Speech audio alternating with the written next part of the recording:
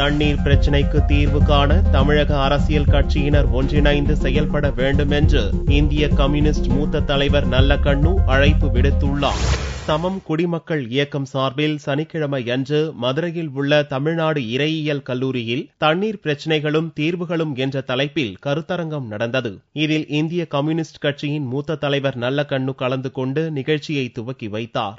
அப்போது பேசிய அவர், தமிழகத்தில் கடந்த 2 ஆண்டுகளில் பருவமழை பொய்த்துவிட்டது, நிலத்தடி நீரும் குறைந்துள்ளதால் விவசாயம் சரிவர நடக்கவில்லை என்றார். மேட்டூர் அணையிலிருந்து தண்ணீர் திறக்கப்படுவது நிறுத்தி வைக்கப்பட்டுள்ளதால் காவிரி டெல்டா பகுதி வறண்டு விட்டதாகவும், கர்நாடகாவும் தமிழகத்திற்கு தண்ணீர் தர மறுக்கும் சூழ்நிலையில் இதற்கு தீர்வு காண தமிழக அரசியல் கட்சியினர் ஒன்றிணைந்து செயல்பட வேண்டும் என்றும் நல்லக்கண்ணு கேட்டுக் கொண்டார். 2 ஆண்டுகளும் மேட்டூர் அணை திறக்கப்படவில்லை, அங்கே குறுவை தண்ணீர் வரவில்லை என்றால் வறண்டு விட்டது என்று அர்த்தம். அவை அப்படி காவேரி டெல்டாவே வறண்டு விட்டது. ஒரு போகம் தான் பயிரிட்டார்கள், அதுவும் கூட சரியாக பயிராகவில்லை. அவை காவேரி தண்ணீரை நம்பித்தால் நம்முடைய தமிழ்நாட்டில் மையமான டெல்டா பிரதேசங்கள் அங்கே ஈரோட்டில் இருந்து நாகப்பட்டினம் மயிலாடுதுறை வரைக்கும் உள்ள செழிப்பான இடங்களில் அதை நம்பித்தான் இருக்கிறது. இந்த பிரச்சனைக்கு தீர்வான வேண்டும்.